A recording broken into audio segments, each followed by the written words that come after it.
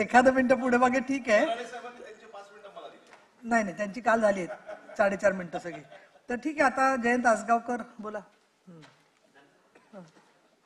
सभापती महोदय, शालेय शिक्षण विभागाच्या बाब क्रमांक 43 पृष्ठ क्रमांक 30 सभापती महोदय, बजेट या ठिकाणी सादर केलं गेलं, परंतु शिक्षण विभागाचे बजेट पाहता दुर्दैवानं आमच्या विद्यार्थी आणि शिक्षक बांधवाकरता त्याच्यामध्ये फारशी तरतूद दिसत नाही.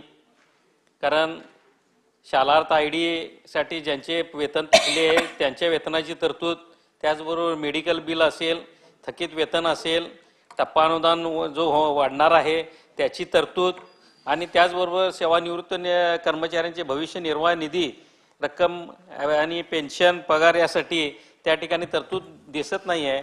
तर ती तरतूद व्हावी ही मागणी या ठिकाणी आहे.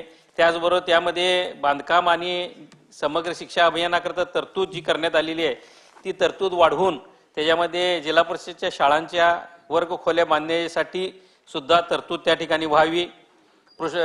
बाब क्रमांक 44 पृष्ठ क्रमांक 31 शाळा न्यायाधिकरणाच्या न्यायिक अधिकाऱ्यांच्या वेतनवाढीची तरतूद त्या ठिकाणी केली गेली.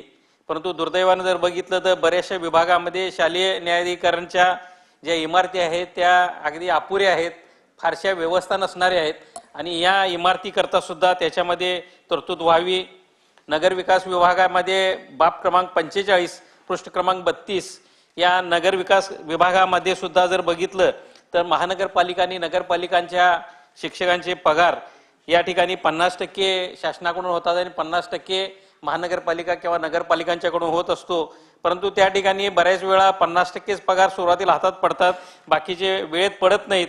त्यामुळे या शिक्षकांच्या पगाराची त्याचबरोबर मेडिकल बिलाची सुद्धा तरतूद या ठिकाणी होणं गरजेचं आहे, ती व्हावी.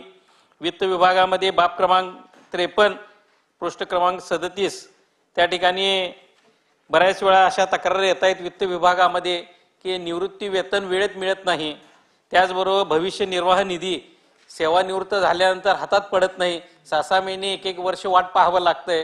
कारण त्या ठिकाणी उत्तर दिलं जाते की बजेटची तरतूद नाही, बजेट संपलेलं आहे, त्यामुळे त्याची योग्य अशी तरतूद त्या ठिकाणी होणं गरजेचं आहे. त्याचबरोबर ग्रामविकास विभागामध्ये जर बघितलं तर स्थानिक स्वराज्य संस्था म्हणजे जिल्हा परिषदच्या शाळेतील शिक्षकांचे पगार या ठिकाणी या ग्रामविकास विभागामार्फत केले जातात, आणि हे होत असताना त्या ठिकाणी 7व्या वेतनातल्या थकीत हप्त्यांचं देणं असेल, म्हणजे जे हप्ते आहेत ते त्या ठिकाणी उपलब्ध होत नाहीत बजेटची तरतूद नसल्यामुळं. त्याचबरोबर त्यांच्या पगार सुद्धा बऱ्याच वेळा प्रत्येक महिन्याला तरतूद जी व्हायला पाहिजे ती होत नाही, यासाठी ती तरतूद सुद्धा त्या ठिकाणी होणं गरजेचं आहे.